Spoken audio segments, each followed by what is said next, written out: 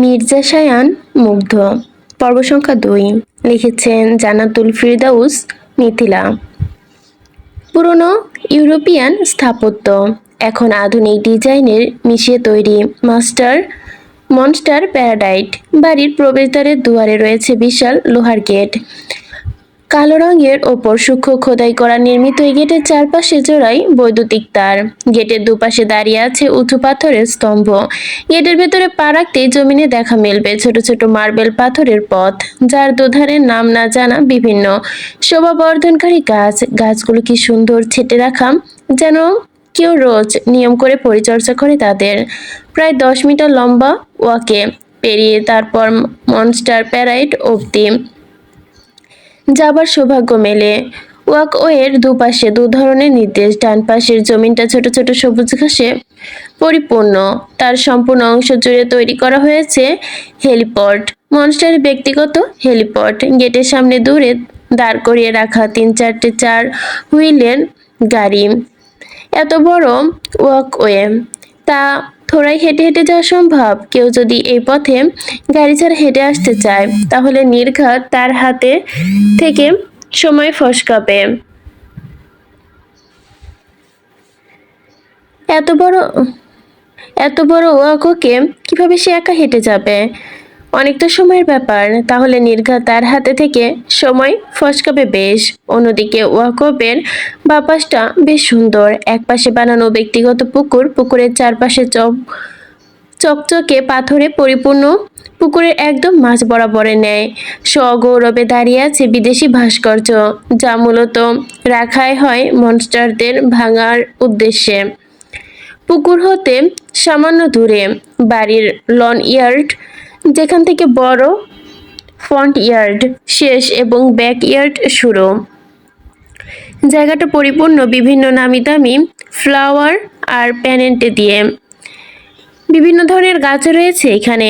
একটু দূরে হাঁটলেই পড়বে বাড়ির পেছনের বাগানটা, যেথায় ওক গাছ থেকে শুরু করে চেরি ব্লসম ট্রি অবধি দাঁড়িয়ে আছে। বাতাসে হালকা দুলুনিতেই চেরি ব্লসম গাছ থেকে 2-1টা পাতা উড়ে এসে পড়ছে জমিনে। পায়ের নিচে জমিনটা চেরি ব্লসমের পাপড়িতে সুন্দর আবৃত্তি করে বসে আছে। পুরো বাড়ির চারপাশে এমন চমকপ্রদভাবে সুসজ্জিত, যেন কেউ এক দেখাতেই বলে উঠবে, এ তো পৃথিবীর বুকে এক টুকরো স্বর্গ। কালো জগতেই মোস্ট পাওয়ারফুল নেম, দি শ্যাডো মনস্টার, যার বজ্রকণ্ঠ শুনতেই সবাই হুঙ্কারও। তবে আজ অব্দি কেউ এক নজরেও দেখার সুযোগ পায়নি এই মানুষটিকে। যতবার মনস্টার কোথাও বেরিয়েছে, ঠিক ততবারই সে নিজেকে আড়াল করে রেখেছে কালো মাস্ক, লম্বা হুডি আর স্কার্ফে। তার চারপাশে সশস্ত্র বডিগার্ডরা থাকলেও তার বাহ্যিক রূপের পরিবর্তন হয়নি কখনো। এই লোকের মুখ না দেখলে তার সিগনেচার বৈশিষ্ট্য পরিলক্ষিত হওয়ার মাত্রই সকলে বুঝে উঠতে বাধ্য যে আর কেউ না, স্বয়ং মাফিয়া শ্যাডো মনস্টার। মনস্টারের বাম হাতে সর্বদা একখানা কালো টাইটেনিয়াম তৈরি মোটা ভারী ব্রেসলেট ঝুলে থাকে, যার ভেতরে খোদাই করে নকশা আঁকা ব্ল্যাক প্যারাডে থাকে। প্যান্ডেট সহ পরে সেই ব্রেসলেটটা। প্যান্ডেটের নিচে দগদগে অক্ষরে লেখা থাকে মনস্টার। এই ব্রেসলেট শুধুমাত্র একজনের জন্য বানানো, যা অন্য সবার জন্য এক প্রকার নিষিদ্ধ বই কি। তাছাড়াও যিনি এই ব্রেসলেটের শিল্পী ছিলেন, তার দুহাতও কেটে ফেলা হয়েছে। Cause mafia monster doesn't walk share anything to anyone. মাহির নরম মোলায়েম হাতে কনু ধরে টানতে মুগ্ধ। মুখখানা তার সে কি গম্ভীর। গালে খোঁচা খোঁচা দাড়ির উপস্থিতিতে লম্বাটে চেহারাখানা কেমন তীক্ষ্ণ হয়েছে, ব্লেডের ন্যায়। বলিষ্ঠ পুরুষ তার লম্বা লম্বা কদমে হাঁটছে জোরালো গতিতে, অথচ পাশে থাকা মাহির মেয়েটা রীতিমতো হিমশিম খাচ্ছে ব্যাটার সাথে তাল মেলাতে গিয়ে। এতে তো ছোটখাটো মানুষে, তার ওপর ক্লান্ত পায়ে এত জোর আসবে কোথা থেকে শুনি? গতকাল থেকে পেটে এত কিচ্ছু পড়েনি, এক টুকরো দানাও না। মাহি এবার আর হাঁটলো না, পায়ের গতি বাড়িয়ে দৌড়াতে লাগলো রীতিমতো। হাত ছাড়ালো। বেশ চেষ্টা করলো ইতিপূর্বে, তবে বেয়াদব লোকটি কি আর তাকে এত সহজে ছাড়ে? মাহি দৌড়াতে দৌড়াতে এবার মিনমিনিয়ে কণ্ঠে বলল, একটু আস্তে হাঁটুন, কষ্ট হচ্ছে তো আমার। মুগ্ধ শুনল কি না কে জানে, সে তৎক্ষণাৎ পায়ের গতি বাড়ালো আরেক ধাপ। শক্ত মুখোভয় কঠিন গলায় চিবিয়ে চিবিয়ে বলল, মরবি না এত সহজে, চল। অগত্য এমন কথা শুনে চুপ হয়ে গেল মাহি। একরাশ কষ্ট হওয়া সত্ত্বেও পা মিলিয়ে দৌড়াতে লাগলো কেমন। এদিকে তাদের পেছন পেছন গম্ভীর মুখে হেঁটে আসছে সিদ্ধার্থ। দুপকেটে দুহাত গুজে আরামে হাঁটছে সে। সরু চোখ কেবল ঘুরে ঘুরে দেখছে মাহিকে, মনে মনে বারবার আওড়াচ্ছে, মেয়েটাকে কেন তুলে আনলো মনস্টার? ওকেও কি তবে বাকি মেয়েদের মতো? আর ভাবতে পারলো না সিদ্ধার্থ। নিজের নরম সরল মনটাকে এক দফা বোঝাতে লাগলো, এই পর্যায়ে বদবাকি মেয়েদের সাথে যা হয়েছে এই নতুন মেয়েটার সাথে তাই হবে। এ তো জানা কথাই। তা নিয়ে মন খারাপ রাখলে কিভাবে হবে শুনি? কিন্তু ভাবনায় মত্ত থেকেই মাহির করুণ ভবিষ্যতের কথা টের পেতেই এক দীর্ঘ নিঃশ্বাস ফেলল সিদ্ধার্থ। পরক্ষণে পায়ের গতি বাড়িয়ে হাঁটা ধরল উল্টো পথে। সুবিশাল কাঠের দরজার দুপাশে দাঁড়িয়ে আছে দুজন বডিগার্ড। মার্বেল পাথরে বোনা সিঁড়িতে মুগ্ধের পা পড়তেই দুজনই কেমন হালকা ঝুঁকে কর্নিশ জানায় তাকে। এতে গম্ভীর্য পুরুষের কোনরূপ ভাবান্তর দেখা গেল না। সে একইভাবে টানছে মাহিকে। একেবারে মাহি মেয়েটার সাথে ঘটল আরেক অঘটন। মুগ্ধের সামনে দুশিরি ওপরে, আর মাহি এখনো দুশিরি নিচে। লং কুর্তির সঙ্গে পা বেজে মেয়েটা আবারও হোঁচট খেতেই খোলা সম্মুখে পাশ থেকে দায়িত্বরত বডিগার্ড ত্রয়ী মেয়েদেরকে আগলে ধরে নিতেই মুগ্ধ মহাশয় গর্জে উঠে বলল, শিট ব্যাক। তড়িৎ থেকে গেল বডিগার্ডের। দু কদম পিছিয়ে বাধ্যের ন্যায় চোখ দুটো তুলে সম্মুখের মানুষের দিকে তাকিয়ে একবারও। এদিকে মাহি পড়তে পড়তে বাঁচল। শুকনো ফাঁকা ঢোক গিলে পাশে তাকাতেই ভরকায় আরেক দফা। মুগ্ধ তাকিয়ে আগুন চোখে, এই বুঝি তার বাদামি চোখ দুটো আগুনে ঝলসে দিবে তাকে। মাহি কেমন ভয়ার্ত ঢোক গিলে দেখলো তা। খানিক মুগ্ধের আগুন চোখের দিকে দৃষ্টি নামিয়ে মাথা নুইয়ে শুনল মুগ্ধের চিরবিরিয়ে বলা কণ্ঠ, বিয়াদবের বাচ্চা। হতভম্ব মাহি একেবারে বুঝলো না মুগ্ধের এরূপ কথার কারণ। মস্তিষ্কে একটু জোর দিতে গেলে হাতের কোণে টান পড়লো আবারও। মুগ্ধ এবার সদর দরজা দিয়ে বাড়ির ভেতরে ঢুকছে। মাহির কি হলো কে জানে, সে আর দৃষ্টিতে একটু আকটু দেখতে লাগলো বাড়ির ভেতরটা। মুহূর্তে চমকে উঠল সে। বাড়ির প্রবেশ পথে প্রায় 22 ফুট উঁচু ছাদ, যার সামনে বার বার ঝুলতে এক বিশাল কালো ক্রিস্টাল বড় বাতি। মাহি চলন্ত পাঁজরে এবার থমকে চাইল, দেখতে চাইল প্রবেশপথে মনোমুগ্ধকর সৌন্দর্যটা। তবে তা কি আর সম্ভব? হুম। লোকটা তো হাঁটছে তাকে নিয়ে, সেই কখন থেকে হাঁটছে তার, অথচ এখানে গিয়ে বাড়িতেই ঢুকলো না। এটা বাড়ি নাকি গোলক ধাঁধা? মাহি চুপচাপ তাকায় সম্মুখে। প্রবেশ পথ ছেড়ে তাকে নিয়ে আসা হয়েছে বিশাল এক লিভিং রুমে। এক মুহূর্তের জন্য মাহির চোখ যেন স্থির হয়ে গেল কেমন। মাথার ওপরে কেমন উঁচু স্লিং। বাড়ির এই জায়গায় মনে হচ্ছে গোলাকার। লিভিং রুমে ধারা দিয়েছে অনেক ধরনের সৌন্দর্য। গোলাকার লিভিং রুমটার মাঝখানে বেশ জায়গা জুড়ে নিচু সিঁড়ি করা আছে। সিঁড়ি ডিঙিয়ে নামতে হবে নিচে। সেথায় বসার জায়গা, পায়ের তলায় স্পষ্ট সুইমিং পুল। হাঙরের মতো বড় বড় মাছ নড়ছে তাতে। তারপরও বসে রাখা হয়েছে বাদামি মখমলের সোফা সেট। মাহির গা কাটা দিয়ে উঠল এহেন লিভিং রুম দেখে। মেয়েটা ভয়ে জড়সড় হয়ে যেই না পিছু হাঁটবে অমনি মুগ্ধরও তাকে টানতে টানতে সিঁড়ির দিকে নিচে নামালো। মাহির এবার জোরাজোরি করছে নিজের হাত ছাড়াতে। সে কিছুতেই পা রাখবে না ওই হাঙ্গরের লিভিং রুমে। দাঁড়ালে যদি কাঁচ ভেঙে পড়ে যায় সুইমিং পুলে তখন। এবার ভয়ে কেঁদেই দিল। কাঁদতে কাঁদতে অনুনয় করে বলল, প্লিজ আমি নিচে নামবো না, আমার ভয় করছে। মুগ্ধ কি আর অত কথা শোনে? সে তখনই এক হ্যাঁচকা টানে মাহিকে ছুঁড়ে ফেলে দিল লিভিং রুমের স্বচ্ছ কাচের মেঝেতে। মাহি উপরে খেয়ে মেঝেতে পড়ল। পরক্ষণে চোখ মুখ খুলে দেখলো তার ঠিক নিচেই মাংসাশী হাঙর কেমন একজোট হয়ে আছে। মাহি বাকরুদ্ধ হয় ভয়ে। হাঙরগুলোর দিকে তীক্ষ্ণ দন্ত চক্ষু চোয়ার হতে কপালে লাগলো কাঁপতে লাগলো সপ্তাদশী। এক মুহূর্ত স্থির হয়ে পরক্ষণে দিল এক বিকট চিৎকার। কোনো মতে মেঝে থেকে উঠে বাচ্চাদের মতো দুহাতে ভর দিয়ে সরে গেল অন্যত্রে। মুগ্ধ দেখলো কুড়ো হাসি ল্যাপটানো ঠোঁটের কোণে। পকেট থেকে ফের একটা মোটা সিগারেট বের করলো, এক ঠোঁটে গুজলো আয়েসে। লাইটার দিয়ে সিগারেটের শেষ ভাগটা ধরিয়ে দিল, এক লম্বা টান। সেই এক টানেই সুখ পেল ছেলেটা, যার দরুন স্বস্তিতে চোখ দুটো বন্ধ করে নিল সে, মুখে দূষিত ধোঁয়াটুকু বেশিক্ষণ মুখ গহ্বরে আটকে রেখে গম্ভীর গলা উঁচিয়ে ডাকলো, মেইডেন। ব্যাস, এক ডাকেই যার কর্ণ করে পৌঁছাতে গা কাটা দিয়ে উঠল বাড়ির সকল মেয়েদের। মিনিটের ব্যবধানে প্রায় 25 জন কেমন তন্ত্র পায়ে ছুটে এলো তক্ষুনি। সবচেয়ে বুজুক মেয়েট ইরা, বৃদ্ধ বয়সী নাদুস নুদুস গায়ের গরনের মহিলাটি এগিয়ে এসে হালকা ঝুঁকে কর্নির জানে মুগ্ধকে। মুগ্ধ এবারও প্রক্রিয়াহীন, প্রতিক্রিয়া দেখালো না কোনো। সুদর্শন মুখখানায় থাকা গম্ভীর যে ছাপ, আঙ্গুলের ভাঁজে থাকা সিগারে আরেকটা টান বসিয়ে তীক্ষ্ণ চোয়াল বা নাড়িয়ে গমগমে গলায় আদেশ ছুড়ল, ওকে আজ রাতের জন্য তৈরি রাখুন, আম হাঙ্গরি। কথাটা বলেই আর এক মুহূর্ত দাঁড়ালো না মনস্টার। ততক্ষণে গটগট পায়ে হাঁটা ধরল উল্টো পথে। এবার তার নিজের আস্থানে যাওয়ার পালা। কতদিন হলো যাওয়া হয় না সেইখানে। এদিকে তার চলে যাওয়ার পর সব মেয়েরা কেমন স্থির হয়ে গেল, মাথা নুয়ে দাঁড়িয়ে আছে।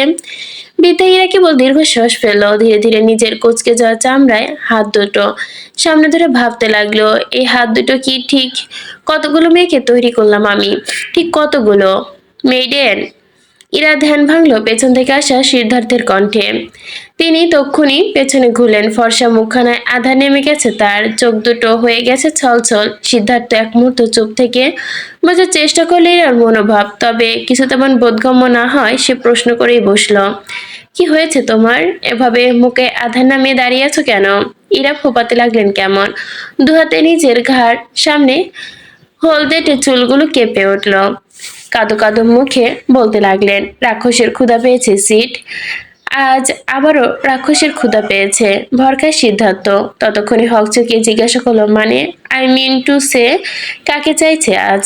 এরা ফোপাতে ফোপাতে আলতো করে আঙ্গুল তাক করিয়ে অদূরে গ্রাউন্ডে জ্ঞান হারিয়ে লুটে থাকা মাহিরের পানে। মেয়েটি অতিরিক্ত ভয়ে আবারও জ্ঞান হারিয়েছে।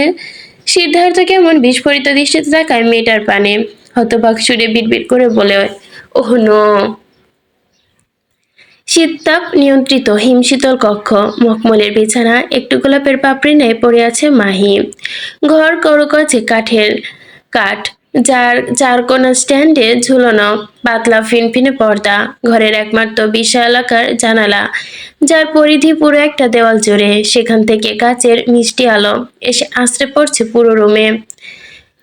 পুরো কক্ষ লাইটের আলো না থাকলেও সম্পূর্ণ কক্ষ জুড়ে আছে চাঁদনির আলোর উপস্থিতি। বিছানায় পড়ে থাকা মাহির এতক্ষণে জ্ঞান ফিরল বোধহয়। সে পিটপিট করে চোখ খুলে সামনে তাকালো। সারাটা দিন না খেয়ে থাকায় শরীরটা আর ভর দিচ্ছে না তাকে। সর্বাঙ্গ জুড়ে আছে তীব্র ব্যথা, মাথা ভর্তি যন্ত্রণা। কবলে পড়ে চোখ মুখ কুঁচকে যাচ্ছে মেয়েটার। তবুও সে কোনো মতে নিজের চোখটুকু খুললে ঝাপসা দৃষ্টিতে সম্মুখে হঠাৎ এক অপরিচিত বয়স্ক মুখ দেখে লাফিয়ে ওঠে। গলা ফাটিয়ে চিৎকার দিতে যাবে অমনি পৌড়ে এসে মুখ চেপে ধরে মাহির। মাহি বিস্ফোরিত দৃষ্টিতে তাকিয়ে রইল কেমন। এদিকে পৌরা ফিসফিস করে বলে, ভয় নেই, আমি ইরা, তোমার মেয়েডেট, ভয় পেও না তুমি আমাকে। ভয়ার্ত মাহি কি বুঝলো কে জানে। সে কেবল চুপ থেকে শুনলো কথাটা। পোড়া মহিলা স্থির হতে দেখে আলতো হাতে তার হাতটা সরালেন মাহির মুখ থেকে। চাঁদের আলোয় পোড়ার মুখ ভর্তি হলুদ, চুলগুলো কেবল যেন চিকচিক করে উঠছে। বৃদ্ধ হলেও সৌন্দর্য যেন কোনো কমতি নেই তার। মাহি মুগ্ধ চোখে তাকিয়ে রইল মানুষটার দিকে। পোড়ার চোখ মুখে স্পষ্ট রাগ। তিনি খানিকটা মৌন থেকে হঠাৎই মাহির এক হাত ঝাঁচিয়ে উঠে ভীষণ রাগে মাহি হকচকিয়ে কণ্ঠে ব্যথাতুর কণ্ঠে তুলে সামান্য। পোড়া তখন তাতে দাঁত খিচে বলে, কেন এলে এখানে? কি আছে এই অসহায়ত্বে? অসহায়ত্বে ছিল তোমার, যার করুণ এই জেলখানে এসে উঠলে। এর চেয়ে কয়েক গুণ ভালো ছিল যদি তুমি নিজেই মরে যেতে। বিদ্যারহীন রহস্যময় কথায় অবাক হতো মাহি। এক মুহূর্তে জন্য নিজের সকল ব্যথা ভুলে গিয়ে সন্দেহভাবে কণ্ঠেই আকুলভাবে জিজ্ঞাসা করলো, কি বলছেন আপনি? জেলখানা মানে?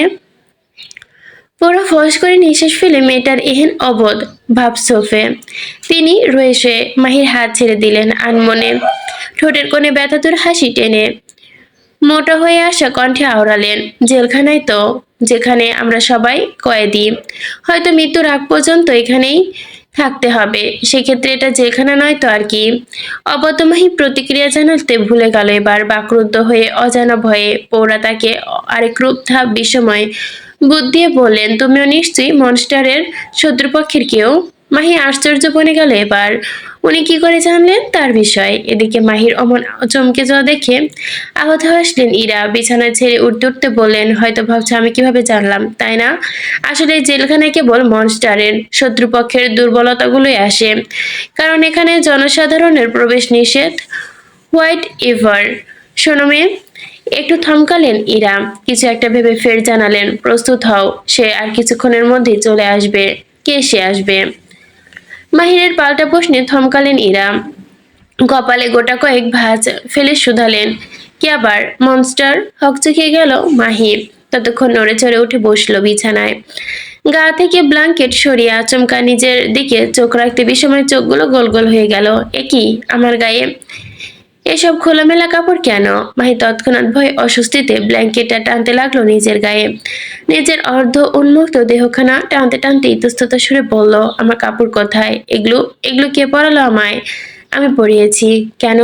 কারণ আজ রাতটা তোমার জন্য দীর্ঘ হতে চলেছে। মনসা আসবে তোমার কাছে তার হিংস্র পৈশাচিক রূপ দেখাতে।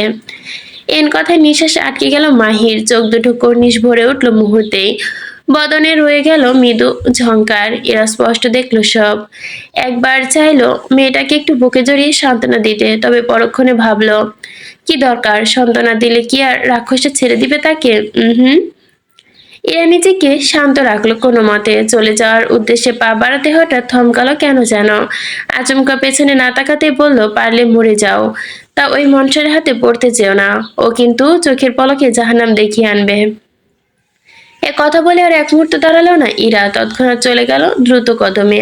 এদিকে বিচলিত মাহি নিজেকে নিয়ে বড্ড চিন্তায় পড়লো যেন, এবার কি করে বাঁচবে সে, কি করে নিজেকে বাঁচাবে ওই রাক্ষসের হাত থেকে। অস্থির মাহি উদ্ভটের ন্যায় এদিক ওদিক মাথা ঘোরায়, খুঁজতে থাকে বাচ্চা থেকে শেষ অবলম্বনটুকু। এর মধ্যে হঠাৎ নজর আটকে বিছানার চারপাশে স্ট্যান্ডগুলোর দিকে, যা উচ্চতায় বেশ উঁচু। স্ট্যান্ডারের গায়ে ঝুলতে থাকা সফেদ পর্দা। মাহি এক মুহূর্ত কিংকর্তর মতো চেয়ে রইল সেদিকে, তার অবচেতন মস্তিষ্কটা বারবারই বলছে, তুই তুমি যেটা ভাবছো তা একেবারেই ভুল, অন্যায়। কিন্তু অবধ মনটা তার কথায় অন্য কথা বলে। তারা যদি কথা বলতে জানতো তাহলে হয়তো বলতো, মরে যা মাহি, একটা শয়তানের হাতে নিজেকে তুলে দিস না। মস্তিষ্ক এবং মনের দোটানায় আটকে পড়ে মাহি, সঠিক সিদ্ধান্তে এখন উপনীত হতে পারেনি মেয়েটা। একবার ইচ্ছে করছে মস্তিষ্কের কথা শুনতে, আরেকবার ইচ্ছে করছে মনের। মাহি তৎক্ষণাৎ নিজের মাথাটুকু চেপে ধরে দুহাতে কাঁদতে কাঁদতে বিড়বিড় করে বলে, সম্ভব না, ওই শয়তানের কাছে নিজেকে বিলিয়ে দাও, সম্ভব না, আমি থাকবো না, আমি মরে যাব, হ্যাঁ আমি তাই করব।